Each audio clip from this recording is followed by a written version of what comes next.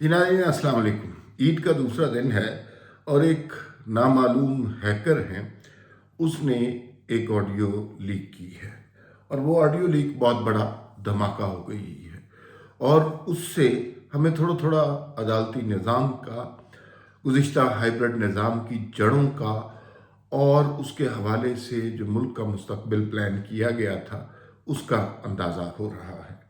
Hacker ने जो audio leak की है वो एक बहुत मोअज़्ज़ज़ शख्सियत की सास है और वो एक बहुत मोअज़्ज़ज़ शख्सियत की अहलिया से गुफ्तगू कर रही हैं।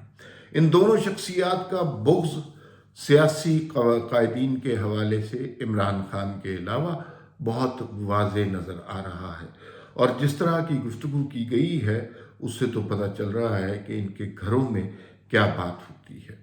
वो जो कहा जाता था कि पानामा का जब केस था और उसका जब फैसला दिया गया तो कुछ लोगों के ख़ानदान वाले, घर वाले, बीवी बच्चे नारे मारने के लिए साकिब निसार के हक़ में दादो तहसीन देने के लिए कोर्ट रूम में पहुँचे हुए थे ताकि वो उन्हें इस बड़े फ़ैसले की दाद दे सकें कि उन्होंने एक मुंतखब वज़ीर आज़म को उठाकर बाहर फेंक दिया और बाहर फेंका भी तो एक अकामे की वजह से, किसी करप्शन की वजह से नहीं।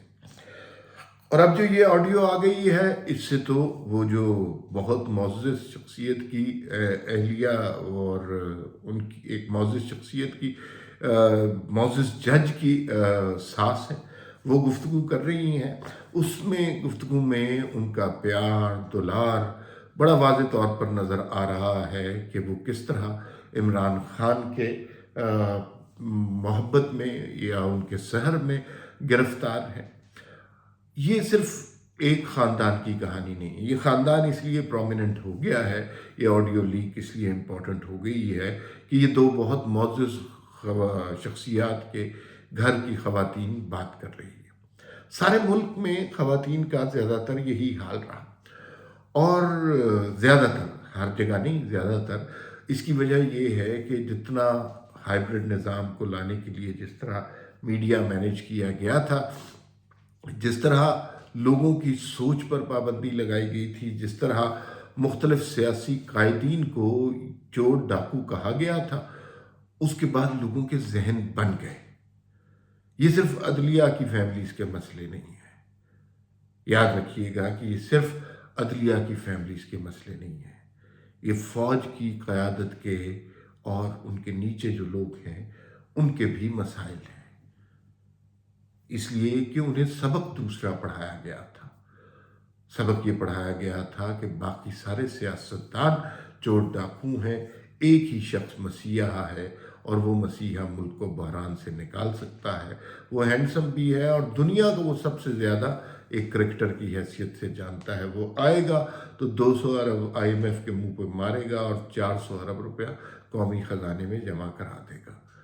लोगों के जहन बनाए गए, बच्चों के जहन बनाए गए, ख़वातीन के जहन बनाए गए और इसमें वो सारे इदारे शामिल रहे जिनका ज़िक्र हम बड़ी तकरीम से करते हैं, जिसमें अदलिया का इदारा भी था, जिसमें ISPR का इदारा भी शामिल था और दीगर सारा मीडिया तो ज़ाहिर है वो तो एक किस्म का पेड मीडिया हो गया था। वो मतलब गुज़िश्ता 5 साल की जो ट्रांसमिशन है उसके ऊपर पेड कंटेंट लिखना चाहिए, इसलिए कि उसमें सारी बातें जो हैं वो एक तरह से पेड थी। सेठों का मीडिया है, सेठों ने चलाया इसको और अपनी मनमानी की है और जो दिल किया जिस मर्जी एंकर के ज़रिए कहलवा दिया गया।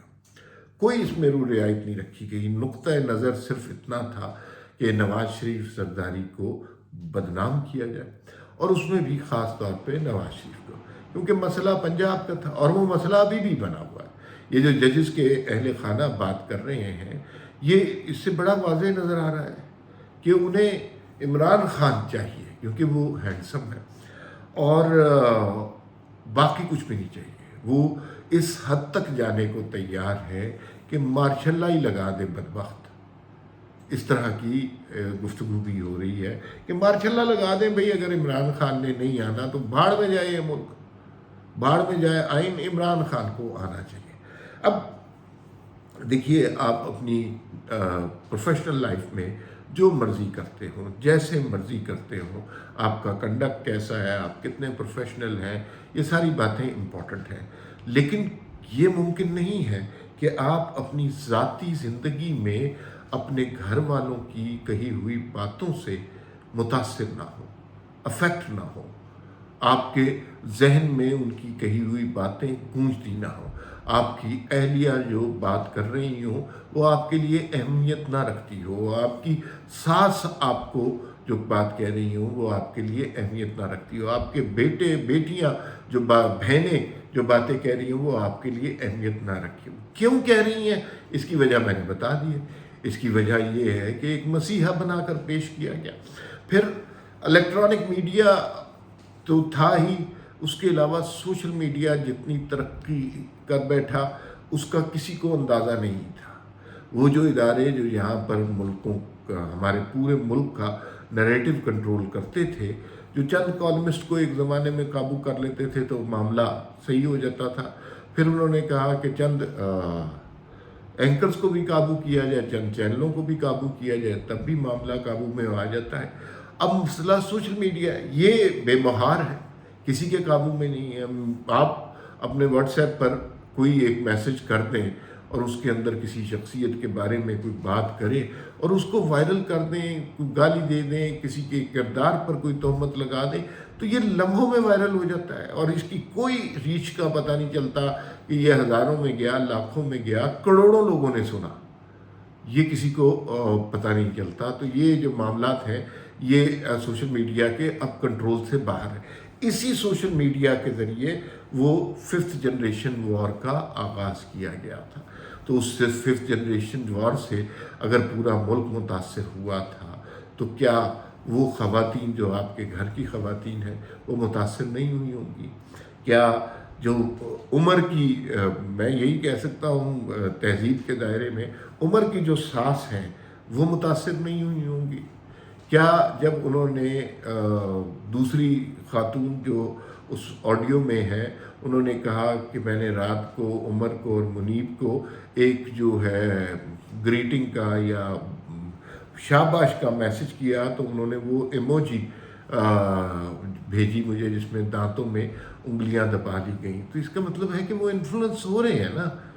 कहाँ का इंसाफ, कहाँ के फैसले, कहाँ का कानून? ये तो बिल्कुल मतलब घरों में अदालतें लगी हुई हैं और घरों में अदालतें जो लगी हुई हैं वो फैसला कर रही हैं। तो अदालतों में जो कुछ हो रहा है वो तो फिर अवाम के लिए एक तमाशा हो रहा है, वो तो फिर एक ड्रामा हो रहा है ना। और वो ड्रामा बहुत पुख्ता हो रहा है और वो दिन ब दिन खुलता जा रहा है। वो जो मुझे वैसे से अगर आप मेरी राय पूछें तो मुझे यूँ लगता है कि वो जो पिछले निज़ाम की को जड़ों से मिटाने के लिए इस कौम को बड़ी तगदौ करनी पड़ेगी। ये 2-4 साल में नहीं होगा। जिस शिद्दत से पैसा इन्वेस्ट किया गया, जिस शिद्दत से लोगों की जहन साजी की गई, वो एक आध दिन में ठीक नहीं होगा। उसके लिए बड़ी मेहनत करनी पड़ेगी और उस मेहनत का समर जाने मिलता है कि नहीं, लेकिन उसका एक आसान तरीका ये है कि चंद लोगों को सज़ा ज़रूर मिलनी चाहिए, चाहे वो साकिब निसार हो, चाहे वो आसिफ खोसा हो, चाहे मौजूदा चीफ जस्टिस हो, फैज़ हमीद हो या जनरल बाजवा हो। अगर हमने इनमें से चंद किरदारों को, या जावेद इकबाल हो जो चेयरमैन नैब थे और उनकी नाजेबा वीडियो आ गई थी, इसका हल यही है कि मतलब मैं वो बात नहीं कर रहा जो पाकिस्तान में अक्सर कही जाती है कि 500 लोगों को फांसी लटका दी जाए तो ये मुल्क ठीक हो जाएगा। ऐसे मुल्क नहीं ठीक होते, ऐसे मुल्क बर्बाद होते हैं। लेकिन ऐसे मुजरमान जिन्होंने आइन शिकनी की हो, पूरी कौम को हेप्नाटाइज किया हो, धोखा दिया हो और उसके पीछे उनका ज़ाती मफाद हो, आपके ख्याल में उन्हें इमरान खान से कोई गर्ज है? इमरान खान उनका कोई लाडला है? उन्हें अपने मफादात से गर्ज थी। साकिब निसार साहब डैम फंड ले के रफू चक्कर हो गए, उन्हें क्या पता चलता है? तो इसी तरह अब जो बाकी लोग हैं उनके भी असासे खोलें कि हाइब्रिड निज़ाम से उन्होंने कितना फ़ायदा उठाया। लेकिन यहाँ पर सासें, बीवियाँ, बहनें और बेटियाँ इस निज़ाम इंसाफ को डिक्टेट करती रही हैं اور ڈکٹیٹ کر رہی ہیں۔ اس سے بڑا المیہ کسی ملک کے لیے، کسی نظام انصاف کے لیے کیا ہو سکتا ہے؟ ایک نقطے پر موقوف ہے ان سب کی ایکٹیویٹی کہ نواز شریف کو نہیں آنے دینا، اور خبر یہی ہے کہ نواز شریف آ رہے ہیں اور اگلی دفعہ وزیر اعظم بھی بن رہے ہیں۔ پھر ملاقات ہوگی۔ اللہ حافظ۔